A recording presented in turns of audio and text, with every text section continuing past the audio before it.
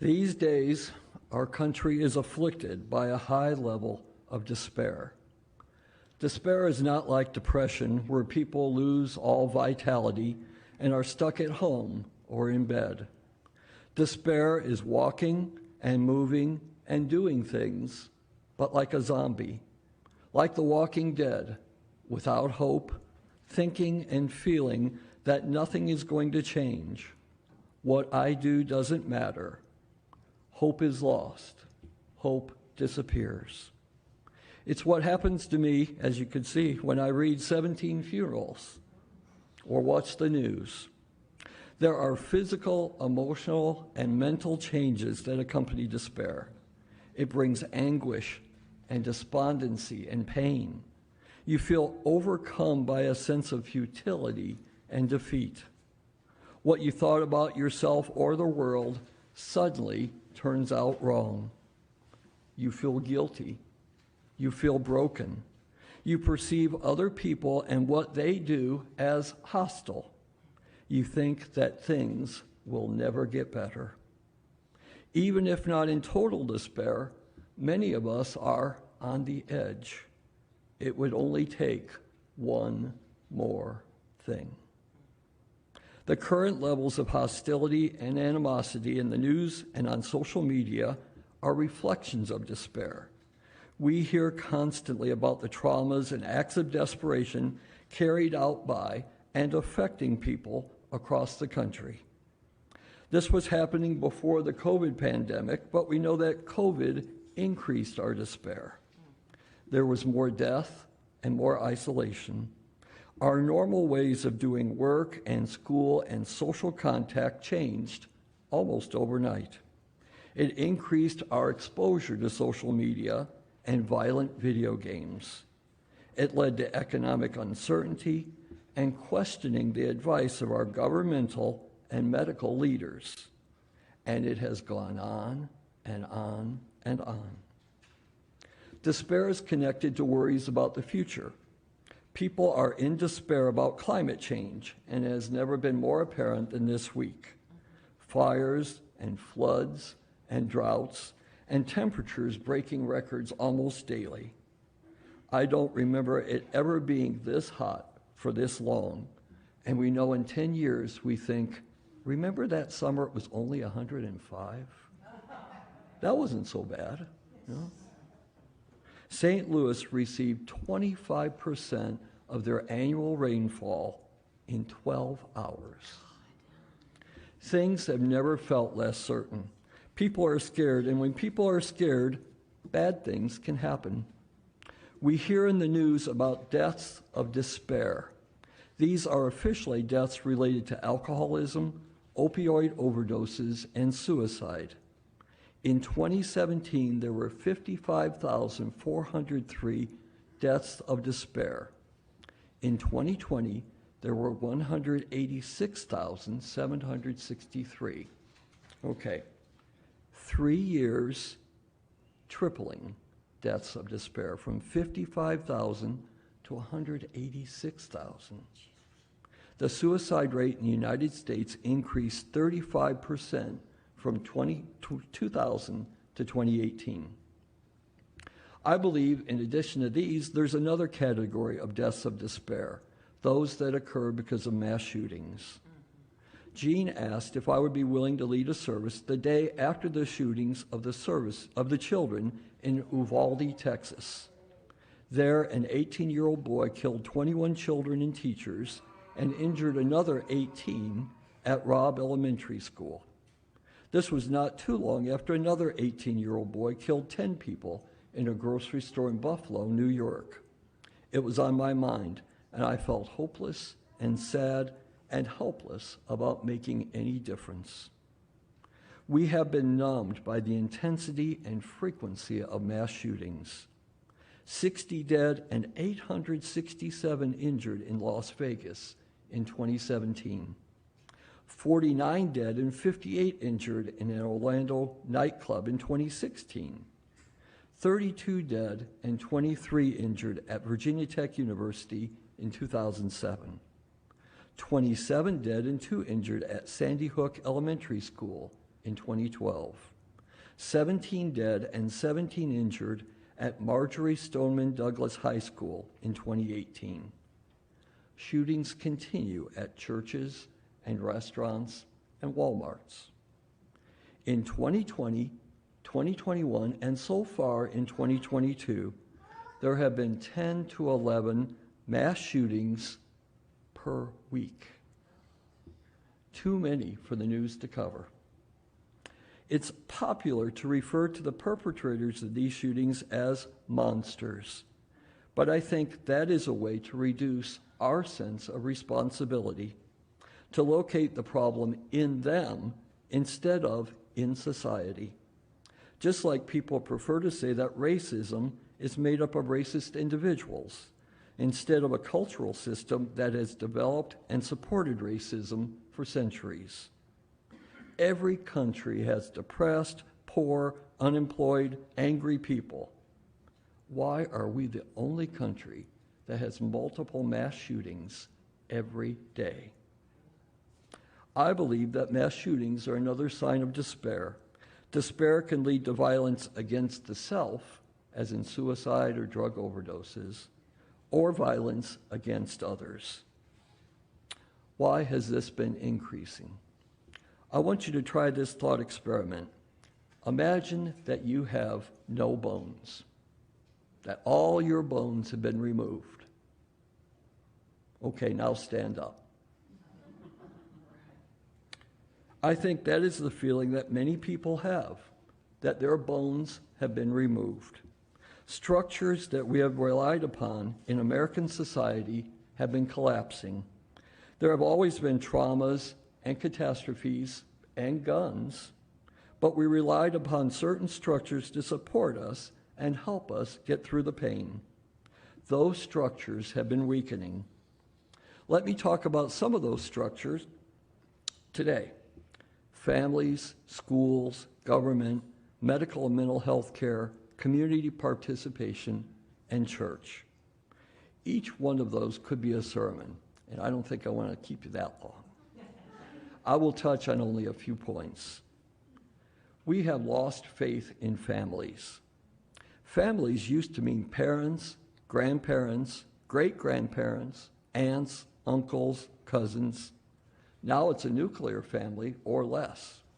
In 2017, 1/2 of American adults were single. We have pursued freedom, but freedom for individuals has led to instability for families. Freedom may be better for adults, but it's worse for children.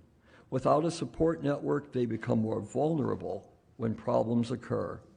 They lose the socializing force that comes from families. There is more loneliness and less willingness to sacrifice for the good of the family. This is even worse in less affluent families, where collapse can lead to food insecurity, i.e. hunger, homelessness, and involvement in the legal system. Economic despair can be overwhelming. We have lost faith in schools. The public school experience has been a great socializing force in America, putting us in contact with a broader range of people than we would otherwise have had contact with. But public schools are under attack. Schools are not funded well. Teachers are not respected to do what they learn to do through training and experience. School closings lead to overcrowding. Focus on standardized testing and Common Core prevent creativity and deep thinking. Parents are less involved, or they are involved in the wrong ways, demanding that things be done their way. Public funding going to private schools reduces diversity and increases the disparities between more and less privileged. We have lost faith in government. In 1958, 75% of Americans said that the federal government did the right thing almost always or most of the time. 3 out of 4.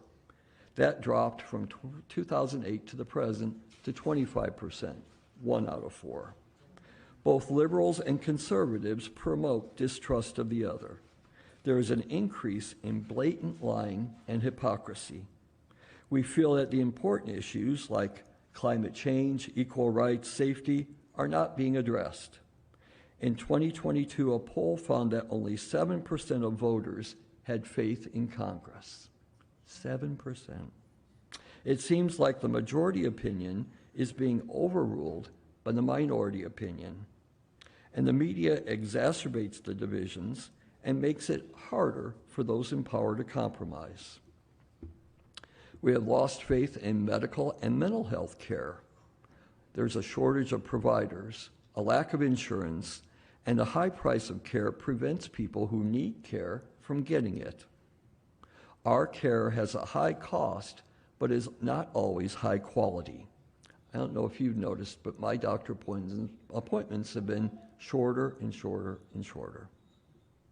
There is a focus on profit instead of patient outcomes. Also a focus more on technology, specialists, procedures, and medicines than on prevention or better life choices. We have lost faith in community involvement. People born in the 1920s and 1930s were much more socially connected because of their experiences in the Depression and World War II. Social connections make collective problems easier to solve. Business transactions are more based on trust. The awareness of the needs of others is more clear.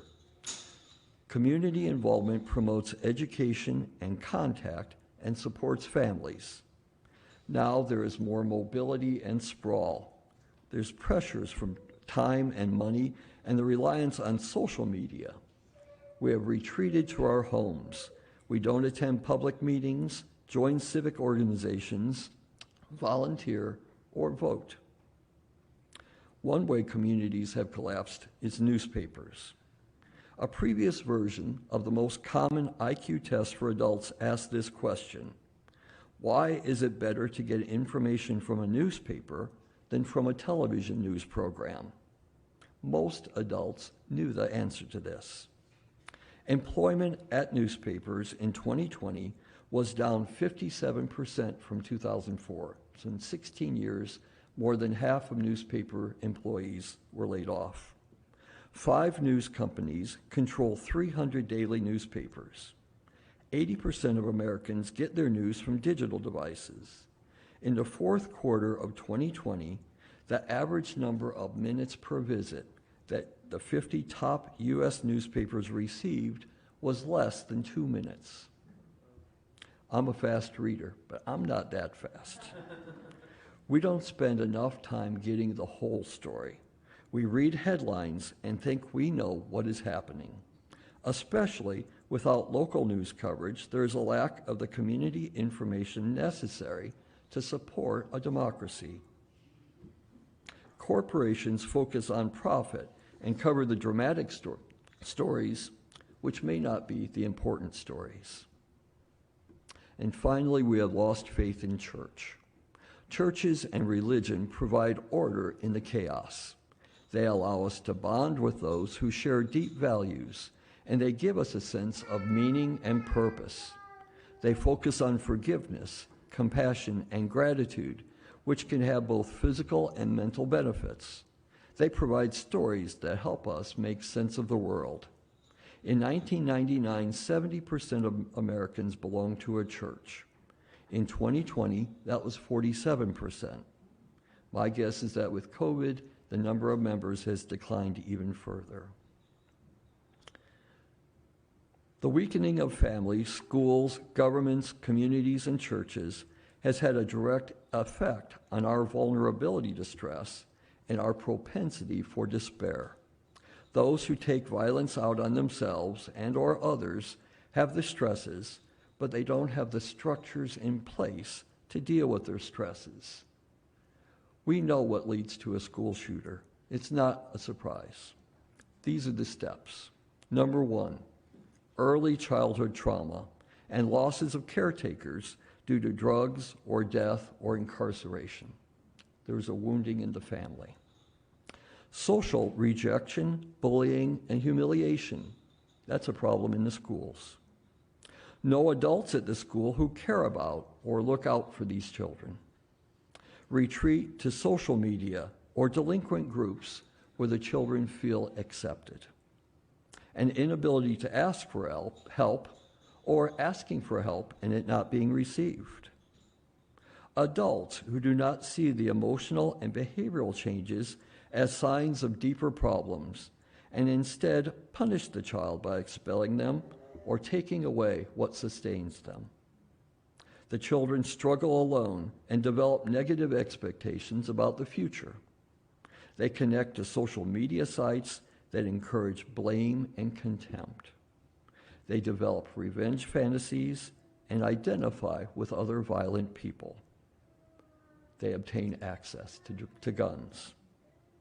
There are multiple places in this sequence where we could intervene, where we could make changes. We want to limit guns, but we have to remember gun control only limits the final step. It does not cure the despair or support the structures necessary for healthy coping. That's what we need. How do we reduce despair? As a community, we have to strengthen our bones. We have to do everything we can to support family, school, government, communities, mental and physical health care, and churches. We have to support counselors and school activities. Stable children become resilient adults.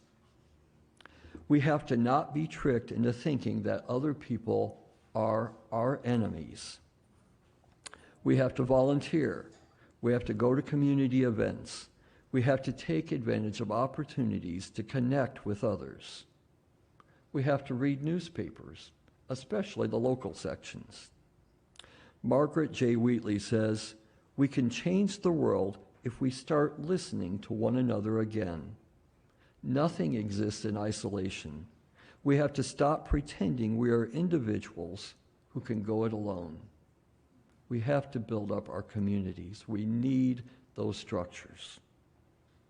What can we do as individuals, as people, to decrease despair? First, we have to be intentional. Developing hope takes action, not a passive wish. We have to acknowledge our feelings instead of hiding or repressing them. Shutting out despair only strengthens it. We have to avoid retreating and leaving situations. We have to avoid numbing the pain through addiction. We have to develop a mindset that emphasizes choice and control. We have to connect to people and work and groups. We have to make those connections. Seek companionship and a sense of belonging. We have to avoid toxic positivity. Acknowledge the truth about the situation, not everything happens for a reason or what doesn't kill you makes you stronger. Those platitudes don't help despair at all. We have to avoid blame and judgment. Instead of saying you're a bunch of idiots, try, "That's interesting. I wonder why you would think like that." Huh? Yeah, good luck. Good luck. We have to learn new skills. When we're in despair, learning new skills can help break that up. We have to develop a sense of purpose and commitment. Find a way to use and share what you know. Take care of other people. James Taylor sings, "Shower the people you love with love. Be the friend we would want to have. Love fully and deeply. Be open to other points of view. Accept and recognize others. Develop empathy." It's a lot of stuff on this list, isn't there? Okay? The important thing to remember is when you feel overwhelmed, just do one thing. You can't do it all. You can't do everything. You can't fight every battle. Just do one thing. Hope has power. It makes us feel better. It changes the way that we see reality. It leads us on to increased efforts. It encourages resilience in the face of bad situations. Hope means staying strong even when facts encourage despair. It means continuing the struggle in the face of difficulty. Desmond Tutu said, "Hope is being able to see that there is a light despite all the darkness." Thank you.